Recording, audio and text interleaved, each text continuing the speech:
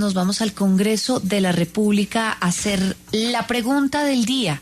¿En qué o a qué le debe poner foco el presidente de la República? Lo primero, en este 2025, muchas cosas, además, muchas reformas.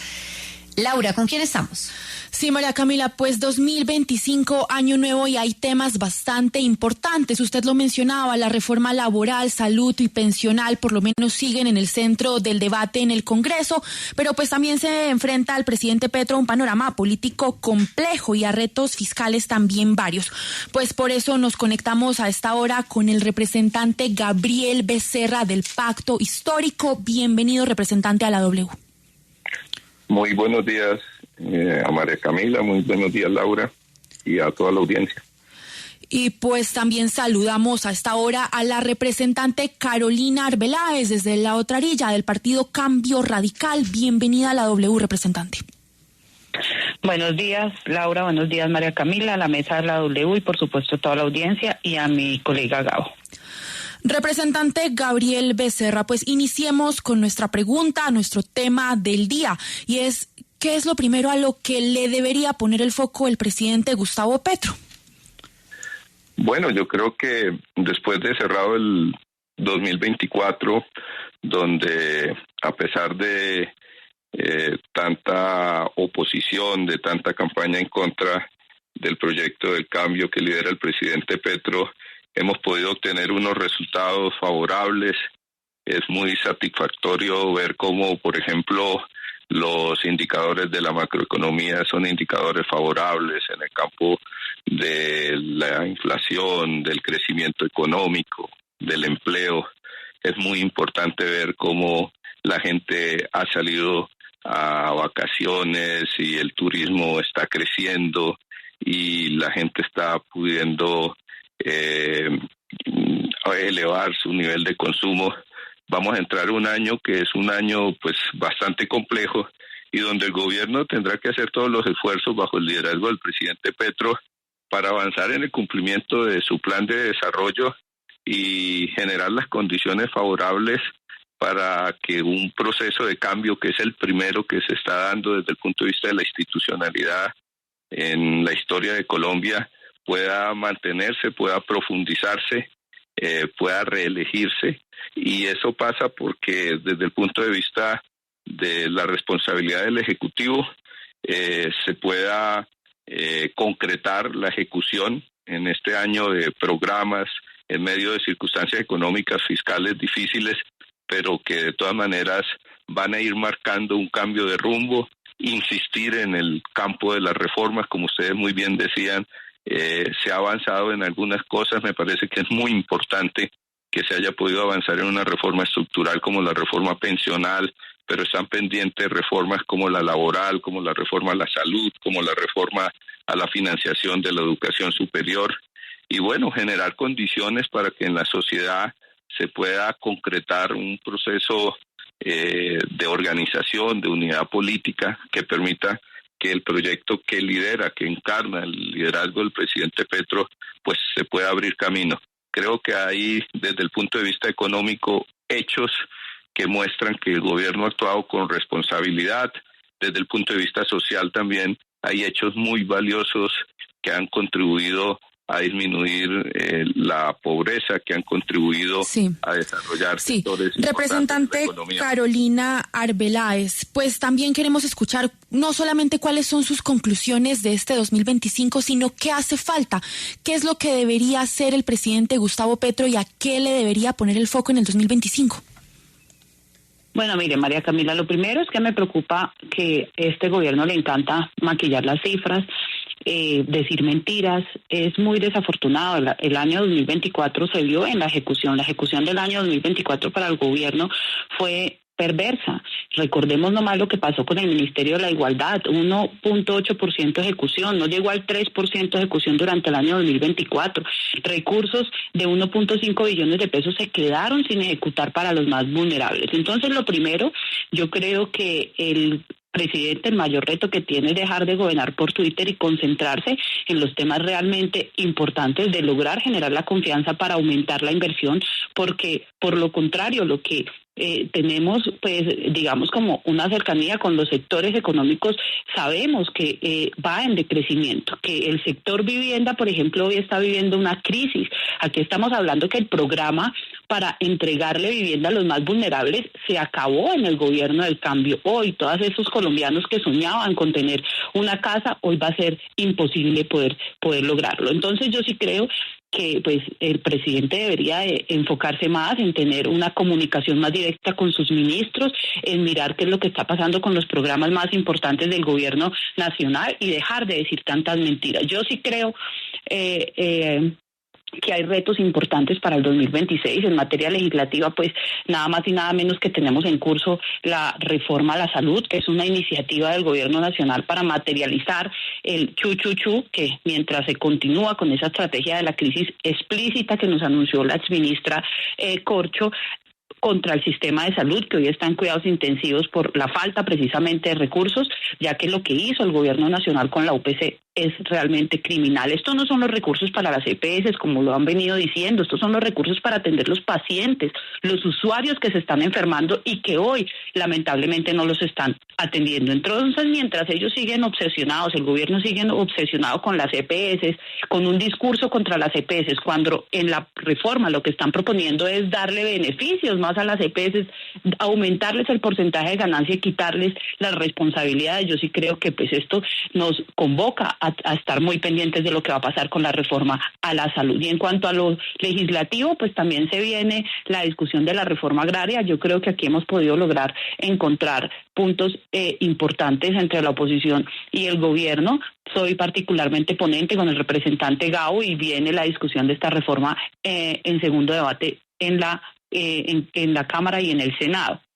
Entonces aquí pues también son muchas las iniciativas de los congresistas que pues se estarán tramitando y que se unen y se compleja, pues digamos como que aquí hay un tema muy complejo porque la agenda legislativa se suele congestionar precisamente porque hay iniciativas de los congresistas e iniciativas del gobierno y las de los congresistas no son menos importantes. Yo particularmente tengo una iniciativa que tiene que ver con la justicia especializada para la violencia contra las mujeres y una atención integral y prioritaria para las personas con problemas o trastornos del neurodesarrollo, donde está el autismo. Entonces, fíjese que hay proyectos muy importantes de los congresistas que pues con las reformas también discutiéndose, pues se complica el tiempo legislativo, la agenda. Sí, hay un tema muy importante, obviamente aparte de todos estos que ustedes acaban de nombrar, el tema de la salud, la reforma agraria, la reforma política, y es el tema de la paz total, representante Becerra, porque 2 años han pasado y la paz total ha vivido más crisis que éxitos, y el mandatario habla menos cada vez de ser el presidente de la paz. Se han logrado varios acuerdos, 9 diálogos en general con grupos armados ilegales. Sin embargo, dicen los expertos que le hace falta una hoja de ruta clara para llegar a esa paz total. Han aumentado los secuestros, las extorsiones y siguen pasando los asesinatos a líderes sociales en nuestro país. Representante Becerra, ¿qué debe hacer el presidente en cuanto a la paz total? Un saludo especial a Carolina. Yo, en primer lugar, creo que aquí no se trata simplemente del deber del presidente, sino del deber de quienes tienen responsabilidades de Estado, tienen responsabilidades en la sociedad. No puede ser que nosotros no podamos garantizarle a esta generación y a las futuras generaciones una sociedad que supere para siempre el conflicto armado interno, un conflicto que además de llevar décadas, incluso siglos, ha logrado con la firma del acuerdo de paz en el 2016 un avance importante. Lamentablemente los niveles de incumplimiento de una parte del poder de la sociedad colombiana, del anterior gobierno, llevó a niveles de incumplimiento de ese acuerdo que nos ha colocado en situaciones bastante serias desde el punto de vista de la transformación de los territorios, pero esas limitaciones que ha tenido la implementación del acuerdo y que tienen que lograrse resolver, tienen que acompañarse de la persistencia de una solución de conflicto armado con otros actores en circunstancias distintas. El conflicto armado interno desde el punto de vista político ha cambiado. Estamos hoy cada vez más con incidencias de economías ilegales. La manera de construir paz en los territorios no puede ser simplemente la militarización. Hay que lograr resolver el tema del campo. Por eso, como ha dicho Carolina, hemos logrado avanzar en acuerdos alrededor del tema de la jurisdicción agraria y transformar el campo para poder, por ejemplo, generar condiciones de transformación del territorio y no simplemente reducir el tema de la paz a los acuerdos entre los sectores o entre los actores armados. Creo que el deber no solamente del presidente, el deber de la sociedad, el deber del Congreso de la República es insistir en esas transformaciones que incluyen también la opción de los acuerdos y del diálogo.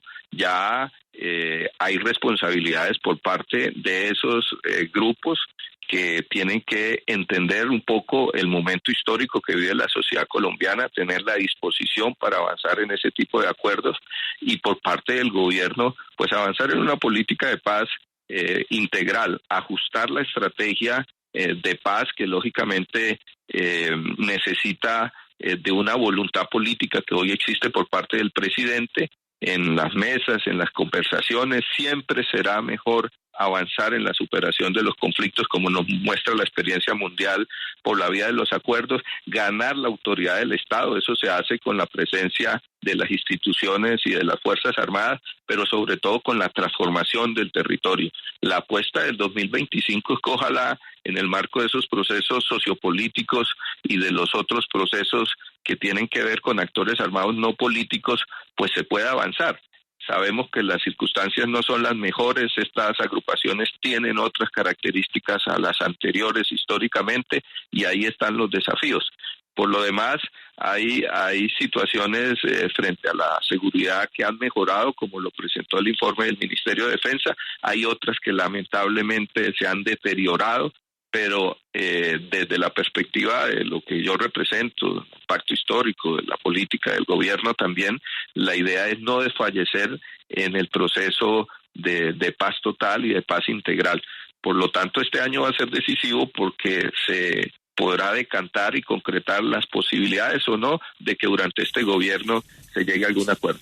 Sí, representante Arbeláez, sobre este tema en particular, ¿qué debería hacer el presidente distinto para tal vez tener una percepción diferente a lo que se ha tenido en cuanto a los avances en materia de paz, de ese diálogo que ha tenido en esa búsqueda de ese camino negociado con los grupos armados ilegales en el país?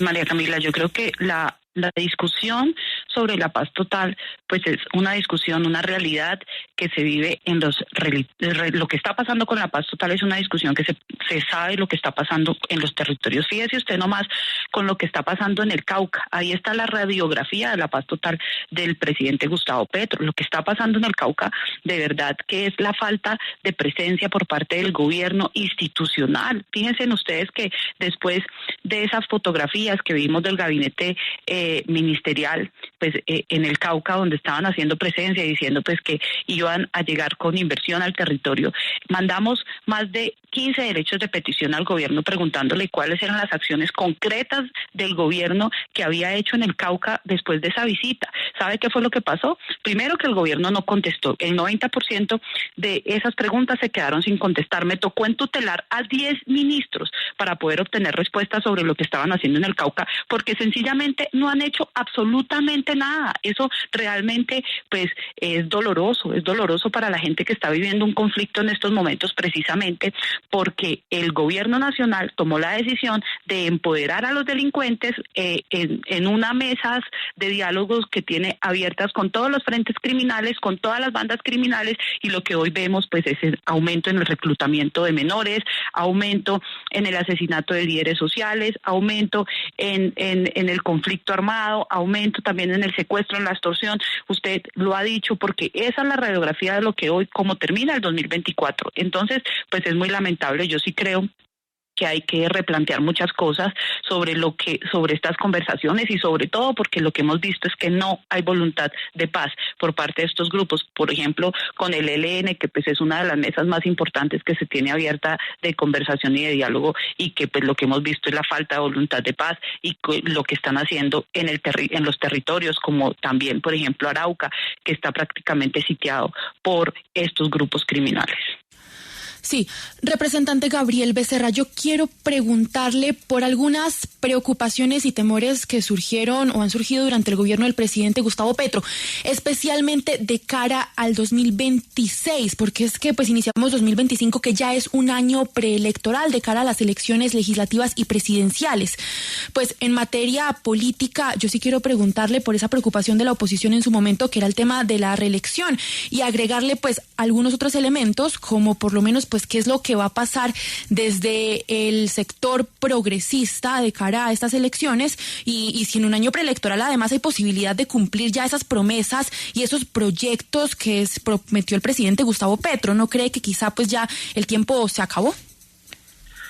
Pues nosotros teníamos claro desde un inicio, Laura, de que este primer gobierno progresista, que hasta el momento lleva 2 años y unos meses, estamos hablando aproximadamente de 28 meses, no iba a resolver en 4 años la crisis estructural de la sociedad colombiana y la crisis del Estado y del régimen político colombiano.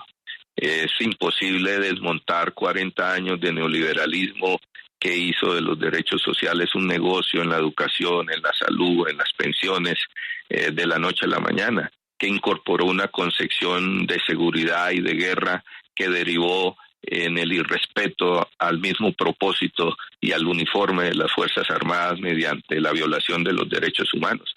Una sociedad no se transforma simplemente ganando unas elecciones y de la noche a la mañana.